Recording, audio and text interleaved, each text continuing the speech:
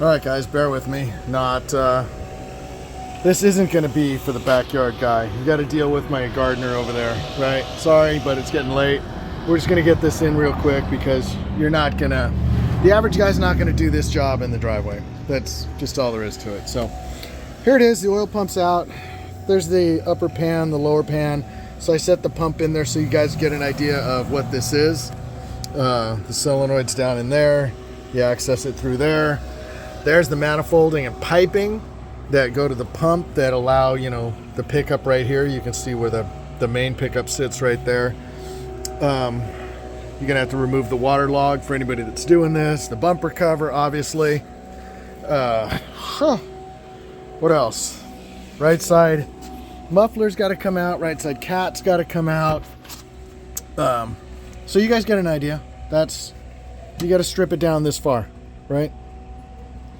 So let's take a look underneath. The way I got this out, that's where the pump goes in right there, and then it mounts up in this flat section and in through there.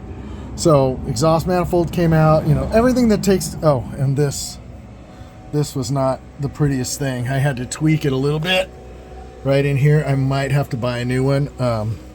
Goes to the timing, the variable valve timing motor right there.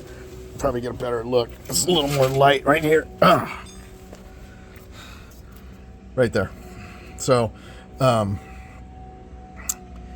I needed to take the oil return line or oil pressure line. I think it's a return line. I'm not 100% sure. I think pressure probably runs through a passage in the head, and then return is probably this line.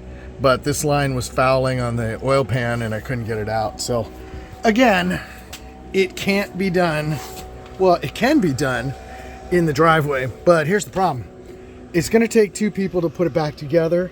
Because once you get it where the bottom pan is off, which is super simple to get the bottom pan off, to get the pump down, you can't get to these two screws and the drive sprocket because the pan will not clear the right side cylinder head.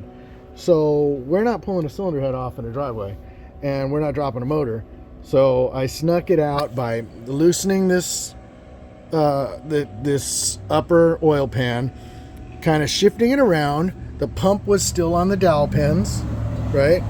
On the two dowel pins. So the pump was still held in alignment. The chain was on it. So what I basically did was got all the pan bolts out, took this piece out, which is where your solenoid goes. There's the O-ring right there. And then inside of it is a double redundant O-ring for the to seal the case, right? So let's look at how this comes apart. So it doesn't even want to come out of here. Hold on one second. Let me get it apart. All right, here we are. So that's the lower pan I talked about in the other video with the trap doors here. Oil pump sits here. Oil pump pickup, I'm sorry. This pickup sits like right there. This one I believe is something like that. I don't know. Could go like that for all I remember. I don't know. I'll have to see. But one goes like that. Yeah, that does kind of look like it. Something like that, right? And then the windage tray is on top of it and a whole bunch of other crap going on in there, right? So you guys get the idea. Even if you get it that far, that part you can get out in the car. No real reason to. So now you're down to the pump, right? So what I did to get the pump out, for anyone that's going to be brave enough to attempt it in a driveway or really even at a dealership to flat rate it, is because I wouldn't be pulling the motors, no way. Flat rating it, I would bring another mechanic over. I got all the bolts out except for this one, and these two wouldn't come out. So then I took the pan bolt, had all the pan bolts out all the way around. And then once the exhaust was off, I was able to shift the cover, or this upper thing, to the right side of the car, just enough where I was able to get to this bolt and this bolt. I loosened the drive sprocket Torex, had it loose and dangling. Then I took those two off, dropped the pump with the upper cover. Laying on your back in that little tiny crawl space, trying to do that is a pain in the ass. And then, keeping it on the pins and not losing this O-ring and not losing these O-rings. You better be a pretty good mechanic to take a shot at it. And then plus, you know, you've got bag up your stuff because you're going to have exhaust bolts, water manifold bolts, bumper cover bolts, mid-pan bolts, pan bolts, oil pump bolts, and then oil pump pipe and all that stuff. So a lot of different size fasteners, different length, not different size. A lot of different fasteners. It's a big job, guys. I mean, it's probably definitely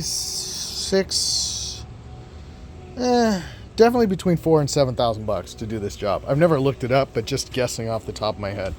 So while I am here, two things. Look how clean this car is. It's freaking awesome. That's what I love about it, right? I mean, that's why I'm putting the work in it. Look, I take the bumper cover off. This car's mint, right? So, I'm going to change out the exhaust. Since we got it on, I'm going to change them to high flow cats with a header. It's an Italian system. I forget who it is. It's like 12 or 13 grand. So I'm going to do that. It changes the muffler, but it keeps the sport exhaust bypass valve. It just bypasses it to a full wide open exhaust. So that's kind of cool. While I do that, I may just go in. I told you guys I already ordered the Power Plus executive air cleaner for it. So that this will be all carbon. It'll take a different intake coming up. And then I might do a set of RSS mounts. I'm not sure yet. I really do like how those work on other 911s. So we have to see with the Sport Plus whether or not it makes a difference. So stay tuned. That is the plan for this car. New exhaust, new intake, changed out the oil pump. So what we'll probably do, realistically, is put the oil pump back in. Got a new pump for it, so we'll put the new pump in. Oh, real quick. That's the solenoid right there that goes out all the time. So, and it takes a 36 millimeter. You go through that hole right there. So you take that out. Oh, look at my fingers freaking out. You take that out, 2 screws. You can turn it like this. Oh, let me do this real quick for you guys, because this was sort of a pain in the ass. It's like this, right? If you take the 2 Torxes out, let me focus this. If you take the 2 Torxes out and then you turn it like that, then you can get a pry tool on these ears, very gently pop it away. This comes out, okay?